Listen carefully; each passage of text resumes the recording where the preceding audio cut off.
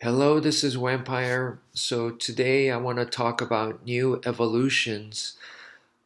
Skill-wise, technique-wise, this doesn't change anything, but what it does change is the way how I present it to people, the way I organize it for myself.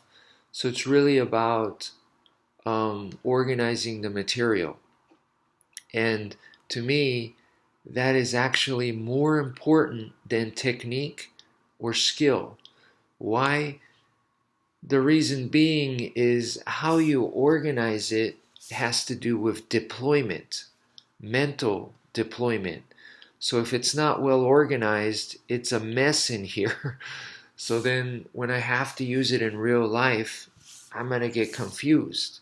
So I want to organize it well so I could easily access it. Um, if it's too simple, then it becomes also unclear. I'm going to be like, is this the right situation to use this? Is this the right time? I don't know. I never really thought of it that deep. So then that's also a problem. It has to be the right amount. So it's can be a little tricky, but mental deployment is connected to organization of like how you organize your material. Okay. So the two that I'm going to start off with is the flail and the blender.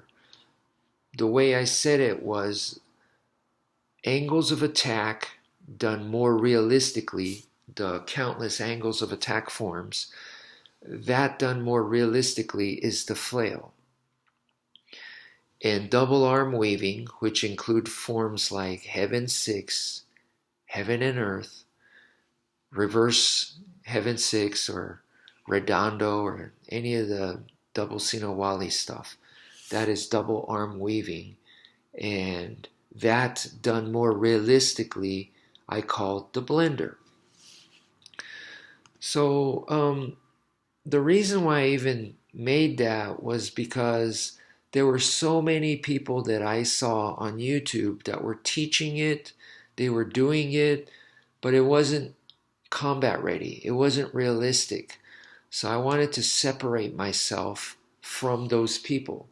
So even though we're both doing angles of attack and double arm weaving, I wanted to say, no, you're doing angles of attack, I'm doing the flail. You're doing double arm weaving, I'm doing blender, and mine is more combat realistic, more combat ready. And, that's ego. So anyone that does Filipino martial arts seriously is going to try to make it realistic. So it's redundant. I don't need to say flail or blender. So now I just remove that and I'm going to say, let's do the angles of attack more realistically. Do it like a flail, but you're still doing the angles of attack. Same with the blender. Let's do it more realistically. Do it like a blender, but you're still doing the double arm weaving. So there's no need for me to introduce new versions with new names. So I'm taking it back to the original. The next thing has to do with Captain Fairbairn. And Captain Fairbairn was a huge influence on me. And he has a lot of material. And just to simplify it, I called it gutter fighting, which is not accurate because they all have different names and stuff. But I just wanted to call it gutter fighting to keep things simple. But I also never felt comfortable because I am not a gutter fighting or Captain Fairbairn official student or certified or direct lineage or anything like that. So I never felt comfortable saying, all right, today's class is going to be gutter fighting. Today I'm going to teach you guys gutter fighting. That's, that's not right. So what I did instead, just as of yesterday, I made my own new style, which I call Crud Combat.